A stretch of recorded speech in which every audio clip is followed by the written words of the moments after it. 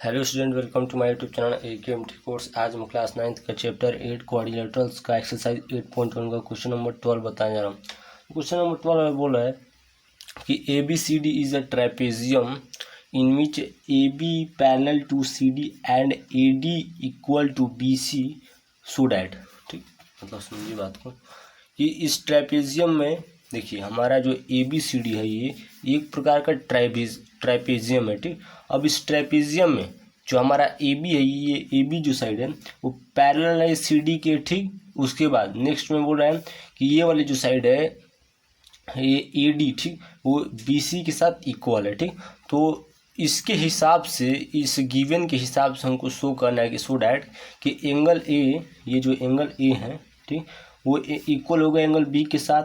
ठीक, उसके बाद नेक्स्ट नंबर में एंगल जो C है ये वाला, वो एंगल D के साथ इक्वल होगा। ठीक, उसके बाद बोले triangle ABC congruent to triangle BAD। ठीक, तो अब देखिए यहाँ पास कैसे बनेगा ABC। ठीक, तो यहाँ पास हमको एक कंस्ट्रक्शन करना पड़ेगा तब जाके ट्रायंगल बनेगा। ठीक, कुछ ऐसे हमको कंस्ट्रक्शन करना पड़ेगा, मतलब A को C से ज्वाइन करेंगे तब जाके एक हमारा ट्रायंगल बनेगा ABC।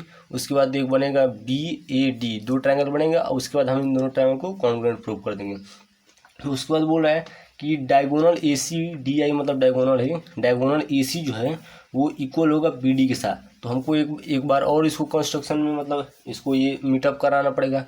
ठीक, तो ऐसे चूँकि कंस्ट्रक्शन में इसको लिख भी सकते हैं, नहीं भी लिख सकते हैं, कोई फर्क नहीं है। ठीक, ये हमारा डायगोनल है। ठीक, चलिए आइए प्रूव करते हैं। तो प्रूव करने से पहले हमको सबसे पहले गिवन डाटा लिखना पड़ेगा, गिवन में एक्चुअली में है क्या। तो आइए हम गिवन लिख लेते हैं। गिवन में हमारा कुछ खास नहीं है, बोला है कि AB जो है यहाँ पास AB वो पहले में पैरेलल है। ठीक, पहले वो पैरेलल है, उसके बाद वो इक्वल है, और वो नहीं इक्वल है, दूसरी जो साइड है ED जो साइड है वो इक्वल है BC साइड के साथ। ठीक, ये हमको बस इतना ही गिवन दिया है। ठीक, इस ट्रेपेजियम ABCD में। ठीक, चलिए आइए इसके आधार पर हम प्रूव करते हैं। तो कुछ कंस्ट्रक्शन भी कर लेते हैं। कंस्ट्रक्शन में कुछ खास नहीं है, फिगर तो दिया ही है, मतलब कंस्ट्रक्शन में हमारा ये रहेगा कि जो AD है, ध्यान दीजिएगा, AD वो पैरेलल रहेगा CE के। ठीक, यही हमारा मेन कंस्ट्रक्शन है। ऐसे मतलब ये फिगर जब आप बुक में देखेंगे तो आपको फिगर में ऐसा मिल जाएगा। ठीक, चलिए तो ये हमारा AD है जो ये वाला, ये इसके साथ भी पैरेलल है, इस CE के साथ पैरेलल है। चलिए इसको DA भी बोल सकते हैं, AD भी बोल सकते हैं। ठीक, इसको EC भी बोल सकते हैं या CA भी बोल सकते हैं, इसमें कोई फर्क नहीं है। चलिए आइए अब हम प्रूफ करते हैं।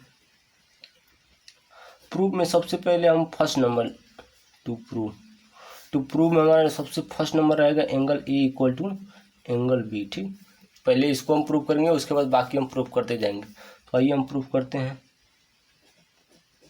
प्रूफ मतलब हमको एंगल A को एंगल B के साथ इक्वल प्रूव करना है। ठीक, तो सबसे पहले हम क्वाड्रिलेटरल देखेंगे AD, ध्यान दीजिएगा। सबसे पहले हम किस क्वाड्रिलेटरल की देख रहे हैं, मतलब ADCE क्वाड्रिलेटरल में। ठीक, क्वाड्रिलेटरल मतलब जिसमें चार साइडें हों, तो हम इस क्वाड्रिलेटरल को देख रहे हैं ADCE। इसको मैं एक बार कलर भी कर देता हूँ। ये हमारा इस क्वाड्रिलेटरल की हम बात कर रहे हैं ना। चलिए इन क्वाड्रिलेटरल का QD लिख देता हूँ, AD, ध्यान दीजिएगा ADCE। ठीक, इस क्वाड्रिलेटरल ADCE में। ठीक, इसके अंदर जो भी हम वर्क कर रहे हैं। ठीक, तो यहाँ पास मैं बता देता हूँ कि क्वाड्रिलेटरल इसमें क्या क्या हमको अवेलेबल है। हमारा AD, ध्यान दीजिएगा, जो AD है वो हमारे CE के साथ पैरेलल है। पहला चीज़, हमारा जो AD है वो हमारा CE के साथ यहाँ पास पैरेलल होगा ना। ठीक, पैरेलल है, ये हमने कहाँ से लाया, बाई कंस्ट्रक्शन। हमने कंस्ट्रक्शन में यही ना किया है कि हमारा जो AD है वो CE के साथ पैरेलल है। ठीक, उसके बाद हमारा जो AE है, ध्यान दीजिएगा, AE वो हमारा किसके साथ इक्वल है, तो ये भी हमारे पैरेलल है DE के साथ। ठीक, अब भैया अब सोच रहे होंगे कि हमारा तो AB जो है, यहाँ पास गिवन में हमने क्या लिखा है कि AB पैरेलल टू CD या DE DC एक ही चीज़ है। तो जो AB साइड है ना वही साइड एक्सटेंड किया है सी ई तक, ठीक। मतलब ए बी साइड को हमने एक्सटेंड किया है ई पॉइंट तक। तो जनरली सी बात है, किसी साइड को आप परमानेंटली एक्सटेंड कर रहे हैं तो वो साइड जो होगी वो पैरेलल में जाएगी, मतलब स्ट्रेट लाइन में जाएगी, ठीक। मान लीजिए हमने ए बी साइड है, ठीक। अब इसको एक्सटेंड करेंगे, चाहे इधर कीजिए चाहे उधर, तो आप सीधे ही नहीं एक्सटेंड करेंगे, अब ऐसे थोड़ी यहाँ से कर देंगे, ठीक। तो ये हमारा एक्सटेंड करके आप कंस्ट्रक्शन में इसको भी लिख सकते हैं कि जो हमारा ए है वो also parallel to D C, ठीक। ये आप लिख सकते हैं, इसमें कोई दिक्कत नहीं है, क्योंकि ये हमारा एक तरफ से पैरेलल ही है। यहाँ पास हम लिखेंगे ए पैरेलल टू डी सी, ठीक। चलिए, ये भी आप गिवन से लिख दीजिए। गिवन में चूंकि गिवन नहीं है, क्योंकि भाई ए ही लिखिए चाहे ए बी लिखिए, साइड तो एक ही चीज़ की बात करिए, तो इसको आप गिवन में डाल दीजिए इसका जो कंक्लूजन है। तो देखिए, अब अगर देखा जाए इस क्वाड्रिलेटरल ए डी सी ई में जो दो साइड हैं, ध्यान दीजिए, दो साइड अगर देखा जाए, पेयर ऑफ टू साइड्स, ये वाला दोनों साइड्स और ये वाला दोनों साइड, ठीक। Pair of two sides, two opposite sides, वो पैरेलल हैं। पैरेलल है मतलब क्या हुआ, हमारा जो ये क्वाड्रिलेटरल है, क्वाड्रिलेटरल चूँकि A D C E quadrilateral जो है ये हमारा पैरेललोग्राम हो जाएगा। पैरेललोग्राम क्यों हो जाएगा, क्योंकि दोनों जो साइड्स है, अपोजिट साइड्स हैं, वो पैरेलल है, इसलिए हमारा पैरेललोग्राम हो जाएगा, ठीक। हमारा ए डी सी ई हमारा यहाँ से पैरेललोग्राम हो जाएगा। चलिए, पैरेललोग्राम हो गया, तो पैरेललोग्राम हो गया तो हम यहाँ से हम क्या लिख सकते हैं भाई, जो साइड हमारा पैरेलल हुई है वो साइड इक्वल भी तो हो जाएगी यहाँ से, ठीक। तो यहाँ पास हम क्या लिखेंगे, अकॉर्डिंग टू कंडीशन, ठीक। मतलब यहाँ से जब ए डी सी पैरेललोग्राम हो गया, ये वाला चीज़ पैरेललोग्राम हो गया, तो यहाँ से हमारा जो इसका प्रॉपर्टी में क्या आ जाएगा कि ए डी जो साइड है वो इक्वल होगी सी ई के, ठीक। वैसे ही हमारा जो ए ई साइड है वो इक्वल होगी डी सी के, ठीक। ध्यान दीजिएगा, जो साइड पैरेलल होती है ना, वही साइड इक्वल भी होती है पैरेललोग्राम में, क्योंकि अपोजिट साइड्स होती है। तो ये हमारा इक्वेशन फर्स्ट हुआ, ये इक्वेशन सेकेंड हुआ, ठीक। हाई, हमने वही तो चीज़ किया है। देखिए, इसका प्रॉपर्टी निकाला है, पैरेललोग्राम की प्रॉपर्टी, ठीक। तो यहाँ से हमारा ए डी इक्वल टू सी ई या ई सी बोलिए, कई चीज़ है। उसके बाद नेक्स्ट में हो जाएगा ए ई जो है वो इक्वल टू डी सी, ठीक। अब देखिए, उसके बाद नेक्स्ट में हमारा जो हो जाएगा, गिवन में हमको चूँकि दिया है, गिवन में हमारा क्या दिया है कि A D equal to B C, ठीक। ए डी है, देखिए यहाँ पास एक ए डी सी के साथ इक्वल है, यहाँ पास आप लिख लीजिए, ये तो हमारे इसके प्रॉपर्टीज निकला। अब A D equal to B C, ठीक। ये हमारा इक्वेशन थर्ड हो गया, ठीक। अब देखा जाए इक्वेशन फर्स्ट और थर्ड को, तो ये हमारा कहाँ से मिला, रीजन में लिख दीजिए, गिवन से मिला, ठीक। और ये दोनों हमारे यहाँ कंडीशन के हिसाब से मिला है, ठीक। ये दोनों कंडीशन के हिसाब से या प्रॉपर्टी के हिसाब से, और ये हमको गिवन में दिया है कि जो ए डी है बी सी के साथ इक्वल है। तो यहाँ से हमारा क्या हो जाएगा कि देखिए, एल एच एस सॉरी, अगर देखा जाए, हाँ, left L H S equal है तो आर एच एस भी इक्वल हो जाएगा यहाँ से। तो हमारा यहाँ से क्या निकल जाएगा, सी ई जो है वो हमारे बी सी के साथ इक्वल हो जाएगा, या बी सी जो है वो हमारे सी ई के साथ इक्वल हो जाएगा, या ई सी के साथ इक्वल हो जाएगा, ठीक। ये हमारा, ठीक। हमने कहाँ से निकाला, from equation first and third, ठीक। हमने इक्वेशन फर्स्ट और थर्ड में से निकाला कि हमारा जो बी सी साइड है वो सी के साथ इक्वल होगी, ठीक। चलिए, अब इसको फिगर में एक बार देख लेते हैं कि बी सी जो है वो कैसे ई सी के साथ इक्वल है। देखिए, ध्यान दीजिएगा, जो बी सी है ना, ये वाली जो साइड है बी सी, ठीक, वो हमारी सी ई के साथ इक्वल हो गई, ठीक। कैसे इक्वल है, देखिए, ये जो ए डी साइड है, ए डी, ठीक, ए डी जो ए डी साइड है, पहली बार में बोला है, देखिए गिवन में बोला है कि ए डी साइड है वो बी सी के साथ इक्वल है, बी सी के साथ। उसके बाद हमने ए डी को, इसी ए डी साइड को हमने इस सी के साथ इक्वल कर दिया। मतलब ध्यान दीजिएगा कि एक साइड किसी भी दो परमानेंटली साइड के साथ इक्वल हैं, तो दोनों परमानेंटली जो साइड हैं, जो हमने साइड प्रूव किया है, वो दोनों साइड भी आपस में इक्वल हो जाएंगी। तो यहाँ से हमारा देखा जाए तो बी सी जो है वो सी ई के साथ इक्वल हो गई, ठीक, यहाँ से इक्वल हो गई। तो अब यहीं से हम कंक्लूजन उठाते हैं, ठीक। अब यहीं से हमारा कंक्लूजन निकलेगा कि अब कौन सा ट्रायंगल यहाँ पास बना है, बी सी ई, ठीक। अब हम ट्रायंगल बी सी ई में देखेंगे, ठीक। अब बी सी ई ट्रायंगल में अगर हम देखें तो यहाँ पास दो साइड्स इक्वल हैं, भाई दो साइड्स इक्वल हैं तो सिंपली सी बात है कि उसका जो अपोजिट एंगल होगा, दोनों साइड का अपोजिट एंगल होगा वो भी इक्वल होगा। मतलब अगर देखा जाए सी का अपोजिट एंगल ये वाला एंगल हुआ और बी सी का अपोजिट एंगल ये वाला एंगल हुआ, मतलब ये दोनों जो एंगल हैं ये इक्वल हो जाएगी। ठीक, चलिए उसको इक्वल करते हैं। तो सबसे पहले यहाँ पास लिखेंगे, ट्रायंगल मेंशन करेंगे।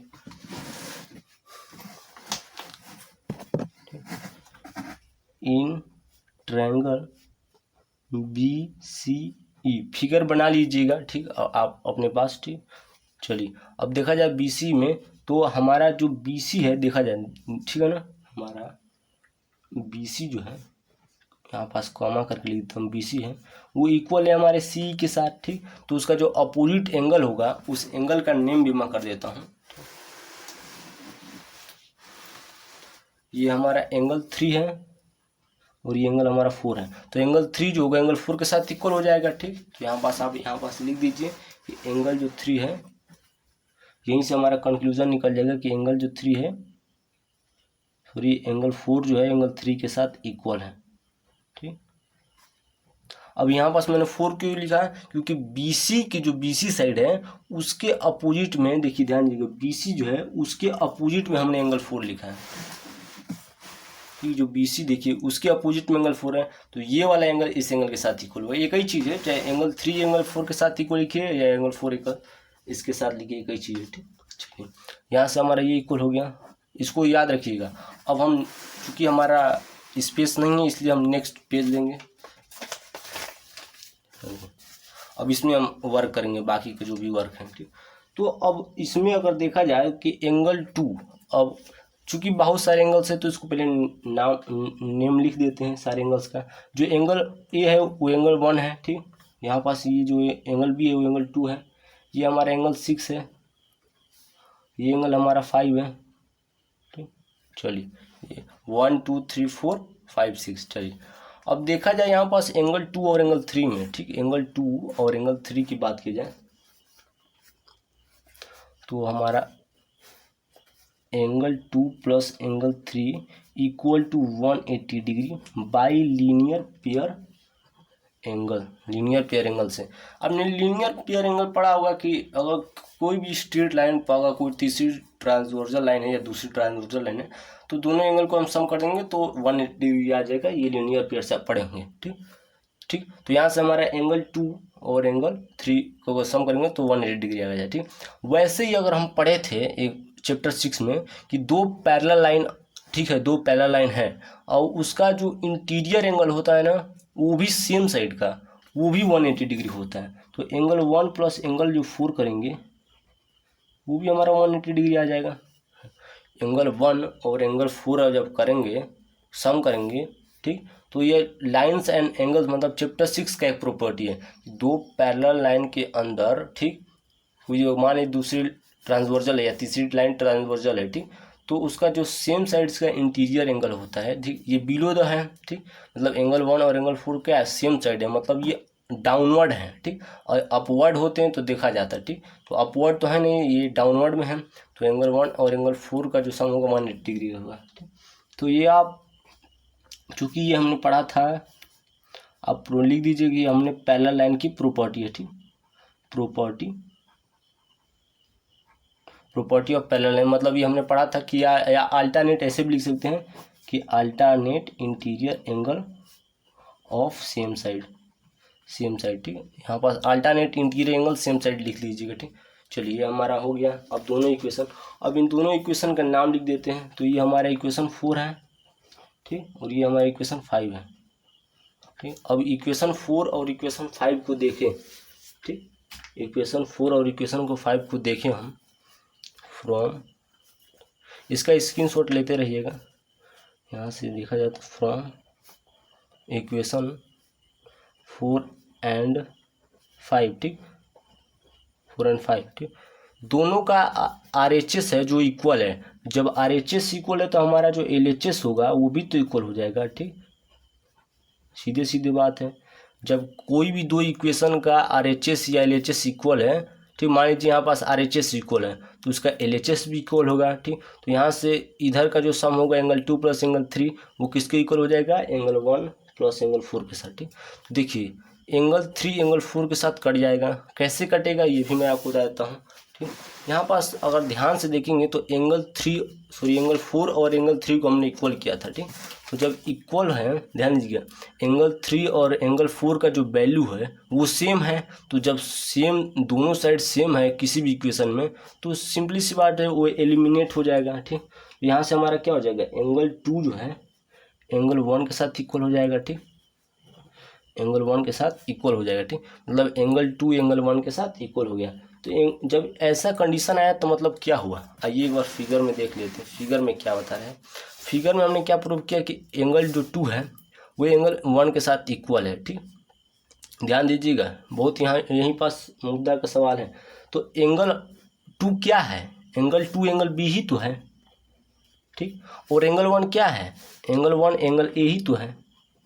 भाई इसकी जगह पे हमने न्यूमेरिकल फॉर्म में लिखा था, ये एक्चुअली एल्जेब्रिक फॉर्म में था, तो हमको समझ में नहीं आ रहा था, ठीक। मैथ में न्यूमेरिकल जितना आप इस्तेमाल करेंगे उतना ही अच्छा रहेगा। तो यहाँ से देखा जाए तो एंगल बी जो है एंगल ए के साथ इक्वल हो गया, तो आप एंगल बी को एंगल ए के साथ इक्वल कीजिए, या और angle A equal to angle B, एक ही चीज़ है, ठीक। आप इसका स्क्रीनशॉट ले सकते हैं। हमने पहला नंबर का जो कंडीशन था ये वाला प्रूव कर दिया, हैंस प्रूव, और बाकी के तुरंत प्रूव हो जाएगा, ठीक। और मैं इसी को पलटा देता हूँ, ठीक। या आप स्क्रीनशॉट ले सकते हैं इसको। हमारा जो फर्स्ट नंबर का था प्रूवमेंट प्रूव हो गया। अब आइए सेकेंड नंबर को प्रूव करते हैं। तो सेकेंड नंबर जल्दी हो जाएगा, ठीक। सेकेंड नंबर में क्या है कि एंगल सी जो है एंगल डी के साथ इक्वल है, मतलब एंगल अगर देखा जाए एंगल 5 जो है एंगल 6 के साथ इक्वल करना है, ठीक। तो आइए इक्वल करते हैं। तो देखा जाएगा तो एंगल जो 3 है वो एंगल 5 के साथ इक्वल हो जाएगी अल्टरनेट इंटीरियर एंगल से, क्योंकि अल्टरनेट इंटीरियर एंगल बताने की जरूरत नहीं है, ठीक। ये बहुत बार पढ़ चुके हैं कि कोई भी दो पैरेलल लाइन है और तीसरी ट्रांसवर्जल है तो यहाँ पास अल्टरनेट इंटीरियर एंगल फॉर्म होगा, ठीक। ये हमारा जो इक्वेशन बनेगा, इक्वेशन 6वां नंबर बनेगा, ठीक। इक्वेशन ये कौन सा है, 6वां नंबर है।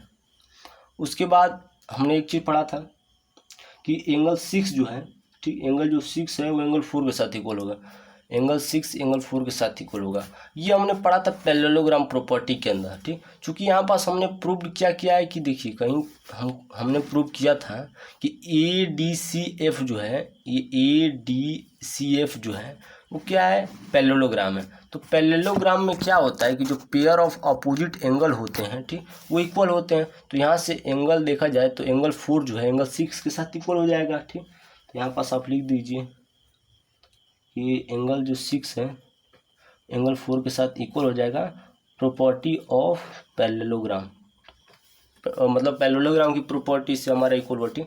चलिए ये हमारा इक्वेशन 7 हो जाएगा, ठीक।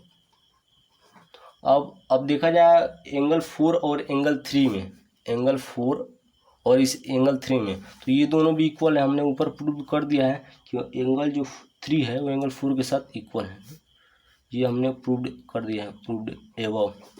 कहाँ प्रूव किया है, तो चूंकि हमने बताया था यहाँ पास ना कि एंगल जो 3 एंगल 4 के साथ इक्वल है इसलिए एलिमिनेट हुआ, ठीक। भाई इक्वल है तभी तो एलिमिनेट हुआ, ठीक। इसलिए जब इक्वल है तो यहाँ पास हम लिखेंगे कि एबव प्रूव्ड कर दिया है, ठीक। तो ये हमारा इक्वेशन हो जाएगा 8 इक्वेशन हुआ, ठीक। अब देखा जाए अगर तीनों इक्वेशन से 6, 7, 8 इक्वेशन से, ठीक है, और देखा जाए फ्रॉम इक्वेशन 6, 7, 8, ठीक, तीनों इक्वेशन से, ठीक।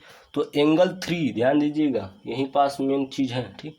एंगल 3 और यहाँ पास एंगल 3 एंगल 5 के साथ भी इक्वल है और एंगल 4 के साथ भी इक्वल है, ठीक। अगर देखा जाए इन दोनों में तो दोनों में क्या है, LHS जो है देखा जाए तो LHS क्या है, सेम है, तो RHS भी सेम हो जाएगा। तो यहाँ से हमारा, ठीक है ना, जो पहला हो जाएगा कॉन्सेप्ट एंगल 4 जो होगा एंगल 5 के साथ इक्वल हो जाएगा, ठीक ठीक ठीक। एंगल जो 4 जो है यहाँ पास मैं लिख देता हूँ 6 और 8 में, ठीक। आप देख लीजिए 6 और 8 इक्वेशन में, ठीक। एंगल जो 3 है वो एंगल 5 के साथ इक्वल है और एंगल 3 यहाँ पास एंगल 4 के साथ इक्वल है। तो सिंपली सी बात है कि एंगल 4 और एंगल 5 दोनों इक्वल हो जाएंगे, ठीक। ये हमारा एंगल 4 जो है एंगल 5 के साथ इक्वल हो गया, ठीक।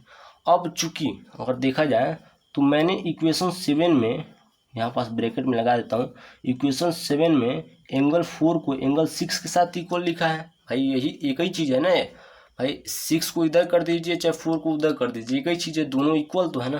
तो यहाँ पास मैं एंगल 4 की जगह पे एंगल 6 लिख सकता हूँ।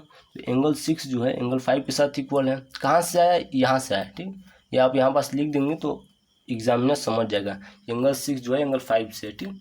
चलिए अब जब दो एंगल इक्वल हो ही गए तो एंगल 6 क्या है हमारा, एंगल 6 हमारा एंगल डी है, और एंगल 5 क्या है, एंगल 5 एंगल सी है, एंगल सी है, ठीक। तो एंगल डी जो है एंगल सी के साथ इक्वल हो गया और करके, या एंगल सी जो है वो एंगल डी के साथ इक्वल है। एक ही चीज़ है, हमको तो प्रूवमेंट में यही करना था कि एंगल सी जो है एंगल डी के साथ इक्वल है, हेंस प्रूव, ठीक। ये भी हमारा प्रूव हो गया। चलिए अब नेक्स्ट नंबर है ट्रायंगल ए बी सी। चलिए इसका भी आज हम कर देते हैं सॉल्यूशन।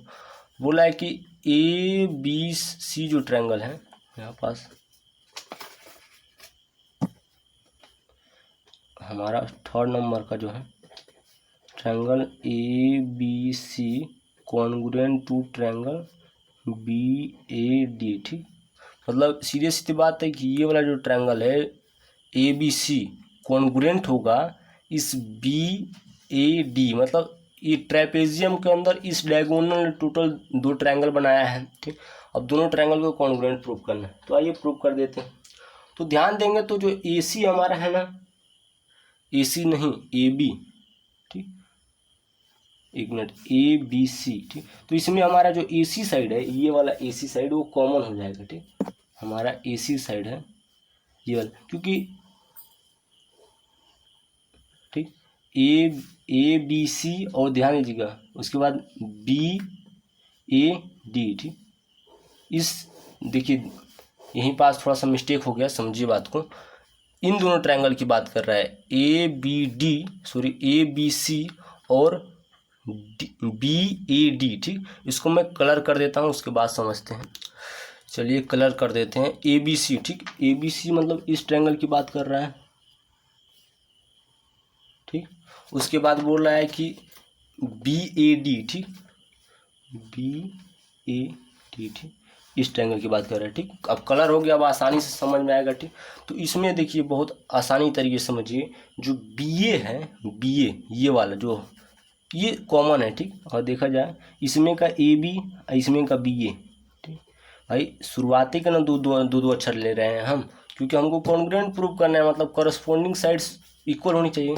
तो इसके इस ट्रायंगल का ए बी सी का ट्रायंगल का साइड का ए बी और बी ए डी का बी ए, हमारा क्या हो जाएगा, कॉमन हो जाएगा, ठीक। आपको नहीं समझ में आए तो आप कलर करके, आप कोई भी कलर रखिए, ठीक, उस पर कलर कर दीजिए, आपको अच्छी तरीके से ट्रायंगल समझ में आने लगेगा, ठीक। ये हमारा दोनों इक्वल हो जाएगा, ठीक।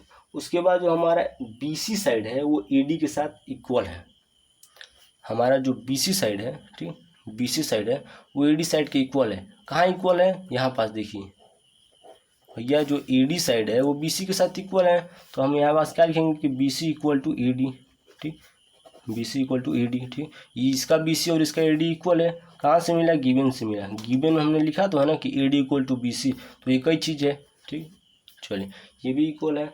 उसके बाद एंगल जो 2 है वो एंगल 1 के साथ इक्वल है, ठीक। अब एंगल 2 और एंगल, यहाँ पास ध्यान दीजिएगा, यहाँ पास आप ऐसे भी लिख सकते हैं कि angle B equal to angle A, क्योंकि हमने प्रूव्ड कर दिया है पहले नंबर में, तो हम यहीं पास ये इसी को लिख देते हैं। इसको आप लिख दीजिए प्रूव्ड एवं, तो इसका इस ट्रायंगल का एंगल बी यानी ये वाला एंगल और इसका एंगल ए दोनों इक्वल है, प्रूव्ड। तो कौन सा कॉन्ग्रुएंसी लग जाएगा, ट्रिपल एस कॉन्ग्रुएंसी रूल के तहत, by triple S congruency rule के तहत triangle A B C congruent to triangle B A D, ठीक। दोनों ट्रायंगल कॉन्ग्रुएंट हो गए, ठीक। ये हमारा प्रूव्ड हो गया, तीसरा नंबर भी हेंस प्रूव।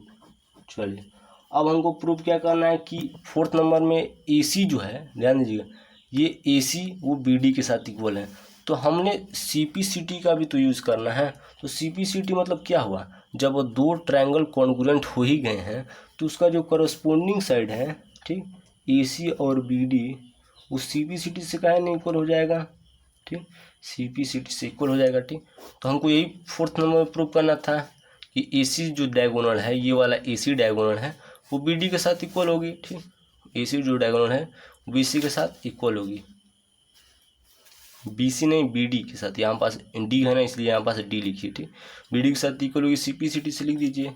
आपका जो फोर्थ नंबर का प्रूवमेंट था प्रूव्ड हो गया। ठीक, ऐसे आपको करना है। यहाँ पास थोड़ा सा मिस्टेक हो गया था ट्रायंगल पहचानने में, इसलिए आपको भी मिस्टेक ना हो इसलिए आप कलर का यूज कर सकते हैं। ऐसे आपको करना है टोटल। आप एक एक तरीके से स्क्रीनशॉट ले लीजिए, पहले इसका ले लीजिए। ठीक, इसका भी आप ले सकते हैं। ठीक, क्वेश्चन नंबर 2 का सोल्यूशन है। यहाँ पास क्वेश्चन नंबर 1 का पूरा कंप्लीट सोल्यूशन है, देख लीजिए आप, ये सारे सॉल्यूशन है। ऐसे आपको करना है। Thank you. वीडियो अच्छा लगे तो हमारे चैनल AKM ट्रिक कोर्स को सब्सक्राइब कीजिए, एक लाइक कीजिए। जय हिंद, जय भारत।